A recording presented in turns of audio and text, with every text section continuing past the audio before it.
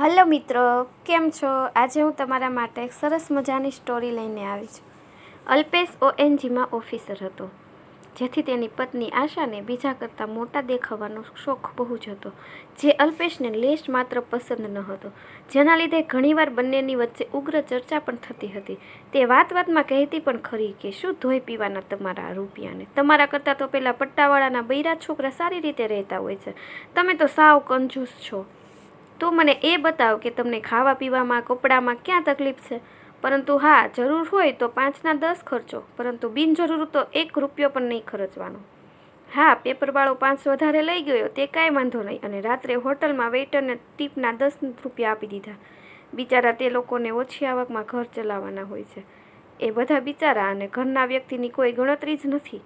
આમાં ગણતરીનો નહીં, પણ મોટા શોરૂમમાં સાડીના 200 વધારે આપી અને દાંતણ કે શાકભાજીવાળાને 1 રૂપિયો ઓછો આપ્યાનું ગૌરવ લેતા હોવ છો, તેનો સવાલ છે.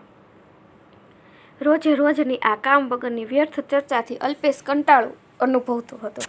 તેને મન 1 રૂપિયાનું મહત્વ હતું, પરંતુ આ બધું સમજાવવું કેવી રીતે તે વિચારતો હતો, અને નક્કી કર્યું કે મારી ડાયરીમાં આત્મકથા લખીને આશાને બચાવવી. કદાચ તેનામાં પરિવર્તન આવી શકે. અને પોતાના બાળપણમાં ખોવાઈ ગયો.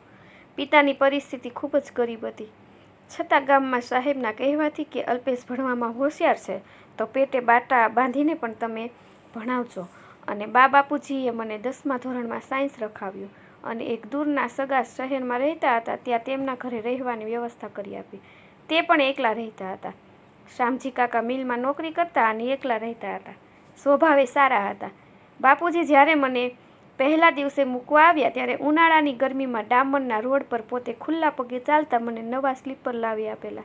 તે પહેરીને હું ચાલતો હતો. મેં તમને પહેરવા કીધું તો કહેતા, દીકરા આ તો મારા લાવેલા છે, તું ભણી ગણીને અને સારું કમાયા પછી નવા લાવી આપજે. અને હસી પડ્યા હતા. શામજી કાકાને હવાલે સોંપીને ગામડે જતા જતા તેમને કહેતા ગયેલા, તેને ભણાવીને કેળવજો. મને ચા જ બનાવતા આવડતી. સવારે વહેલા ઉઠીને જમવાનું બનાવવામાં મદદ કરતો. કપડાં વાસણ મારે કરવાના. જમવાનું બનાવતા પણ શીખી ગયો. ટ્યુશન વગર પણ સારા ટકાએ પાસ થયો. હવે ધોરણ 11 અને 12 સાયન્સમાં ટ્યુશન વગર સારા ટકા ન જ આવે એવો અમારી શાળાના સ્ટાફે માહોલ ઊભો કરેલો. શાળાના શિક્ષક સિવાય બીજે ટ્યુશન જાઓ તો પણ તમારે વારંવાર અપમાનિત થવાની તૈયારી રાખવી પડે. હું વર્ગમાં ખૂબ જ ધ્યાન રાખતો, છતાં ઘણી બધી વસ્તુઓ મને ખ્યાલ જ આવતો જ ન હતો. છેલ્લા 2 વર્ષથી વરસાદ પણ સારો થયો ન હતો, એટલે બાપુજી તો ટ્યુશનની વાત જ કરવી ન હતી. શામજી કાકા એક રાત્રે મેં કહ્યું, કાકા મારે ટ્યુશન રાખવું પડશે એમ લાગે છે, પણ ટ્યુશન ફી લાવવાનો મોટો પ્રશ્ન છે, તમે મને કંઈક કામ અપાવો.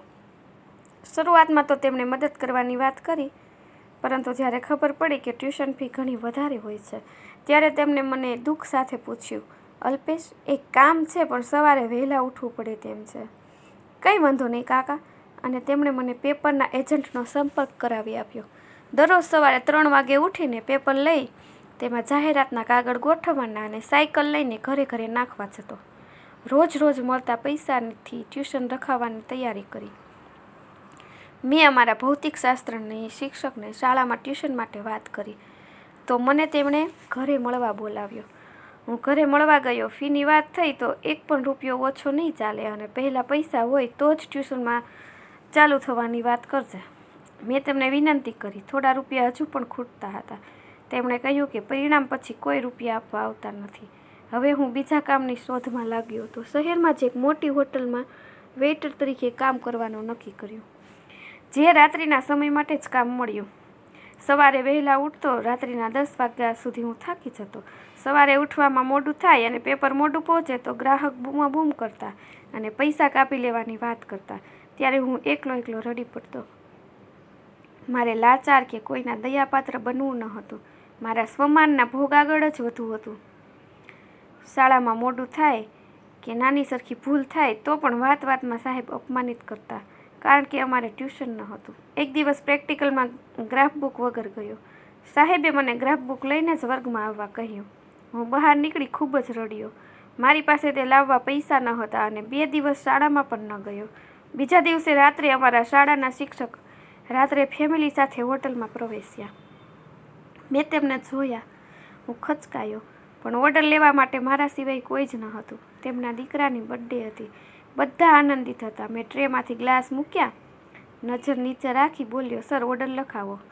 મને જોતા સાહેબ બોલ્યા, અરે અલ્પેશ તું? હા સાહેબ, હું અહીં ઘણા સમયથી રાત્રિના 4 કલાક આવું છું. જમ્યા પછી તેમણે બિલ ચૂકવી દીધા પછી 100 રૂપિયા ટીપ માટે મૂકીને બહાર નીકળી ગયા. મેં જોયું, હું દોડતો પાછળ ગયો અને 100 રૂપિયા પાછા આપી કહ્યું, માત્ર 1 રૂપિયો આપો તો ચાલશે. સાહેબના દીકરાએ 100 રૂપિયાની નોટ લઈ લીધી અને તેના ખિસ્સામાંથી રૂપિયાનો સિક્કો મારા હાથમાં મૂક્યો. ત્યારે સાહેબ પણ ગળગળા થઈ બોલ્યા, તું જેના હાથમાં રૂપિયો મૂકે છે તે 12 સાયન્સનો વિદ્યાર્થી પોતાના પગ પર ભણનાર છે. અને હું ખૂબ રડી પડ્યો. જ્યારે તેમને ખબર પડી કે હું ભણવા માટે વહેલો ઉઠીને પેપર નાખવા પણ જાઉં છું, ત્યારે તેમની આંખના ખૂણા પણ ભીના થઈ ગયા. બીજા દિવસથી મને બોલાવીને કહી દીધું, આજથી હવે તારે પેપર નાખવા કે હોટેલમાં નોકરી કરવાની જરૂર નથી. ત્યારે ટ્યુશન ફી માફ, જા. તારે મને પહેલાં વાત કરવી જોઈએ ને. ત્યારે હું માત્ર એટલું જ બોલી શક્યો હતો, ના સર, મારે ફી માફી નથી કરાવી, હું મારી સગવડ તમને આપીશ, બસ મને એટલી સગવડ કરી આપો. પછી મન મૂકીને ભણવામાં લાગી ગયો. સેન્ટર ફર્સ્ટ આવ્યો. સૌ પ્રથમ તે સાહેબના આશીર્વાદ લઈને પછી ગામડે ગયો. મિકેનિકલ એન્જિનિયરિંગમાં એડમિશન મેળવી આજે ભણી આ હોદ્દા માટે લાયક બન્યો છું. ONGCમાં નોકરી મળ્યા પછી તો વર્ષો ક્યાં પસાર થયા ખબર જ ના પડી. દહેરાદૂનથી બદલી થઈને અમદાવાદ આવવાનો આનંદ ખૂબ જ હતો. આજે પૈસાની કોઈ વાતે ખોટ ન હતી, પરંતુ તેથી તેનું મૂલ્ય ઘટી જતું નથી. બા બાપુજીને જરૂરી પૈસા મોકલી આપતો અને તેમને ક્યારેય પૂછતો નહીં કે તમે શું કર્યું. જ્યારે પોતાના માટે ક્યારેય પણ ખોટો ખર્ચ ન કરતો. પોતાની ડાયરીમાં આ પ્રકારનું લખાણ લખી તે જ્યારે બા બાપુજી પાસે ગામડે ગયો ત્યારે આશાના હાથમાં આવે એ રીતે મૂકતો ગયો. અને બન્યું પણ એવું જ કે આશાએ આ ડાયરીનું લખાણ વાંચી લીધું. તેને અલ્પેશના ભૂતકાળથી વાકેફ થયા પછી સાચા અર્થમાં માન થવા લાગ્યું અને મનોમન અલ્પેશને માફી માગી લેવાનું વિચારતી હતી. ત્યાં ડોલબેલ વાગી. દરવાજો ખોલ્યો તો એક વડીલ જેવા લાગતા કાકા સાથે 4 છોકરા હતા. તેમને અલ્પેશને મળવું છે તેમ જણાવ્યું. તેમને બેસાડી પાણી આપ્યું અને શું કામ છે તેમ પૂછતા વડીલે જણાવ્યું, હું આપણી સમાજની હોસ્ટેલ છે તેનો ગૃહપતિ છું અને આ 4 વિદ્યાર્થી છે જેમને અલ્પેશભાઈએ દત્તક લઈને 5 વર્ષથી ભણાવવાની જવાબદારી નિભાવે છે. આ બાળકોએ અલ્પેશભાઈને જોયા પણ નથી અને અલ્પેશભાઈએ પણ આ બાબત ગુપ્ત રાખવાનું જણાવેલ. છતાં જ્યારે 2 બાળકોને એન્જિનિયરિંગમાં એડમિશન મળી ગયું છે, જેથી મીઠાઈ આપવા અને તેમના આશીર્વાદ લેવાનો આગ્રહ કરતા મારે તેમને અહીં લાવવા પડ્યા છે અને આ પહોંચ તેમને આપી દેજો, અમે ફરીવાર આવીશું, એમ કહીને નીકળી ગયા. આશાએ પહોંચમાં જોયું તો 51,000 રૂપિયાના દાનની પહોંચ હતી. આ વાંચતા જ અને થોડીવાર પહેલાં જ વડીલે કરેલ વાતથી આંખોમાં આંસુ આવી ગયા. જે પોતાના માટે ભલે 1 પાઈ પણ ખોટી નથી વાપરતો, પરંતુ બીજા માટે ઉદાર હાથે દાન આપનારને કાયમ કંજૂસ કહેતી હતી. તેને મનોમન પસ્તાવો થવા લાગ્યો અને અલ્પેશની માફી માગી મનને હળવું કરવા માટે તેના આવવાની રાહ જોવા લાગી. અલ્પેશને ઘરમાં દાખલ થતાં આંખમાં આંસુ ટપકતા જોઈ તે બોલ્યો, સોરી, હું 1 દિવસ વધારે રોકાઈ ગયો. ચાલ આજે આપણે ફરવા જઈશું. છતાં આશા કશું જ બોલી શકી નહીં, માત્ર ડાયરી અને પહોંચ બતાવીને બોલી, મને માફ કરો, મેં તમને ઓળખવામાં ભૂલ કરી છે, મને સત્ય સમજાઈ ગયું છે. મિત્રો, તમને મારી આ સ્ટોરી પસંદ પડી હોય તો લાઈક અને શેર કરજો અને ચેનલને સબસ્ક્રાઈબ કરવાનું ભૂલશો નહીં અને કોમેન્ટ કરીને જરૂરથી જણાવજો, જેથી હું આવી અન્ય સ્ટોરી તમારા સુધી પહોંચાડી શકું. Thank you.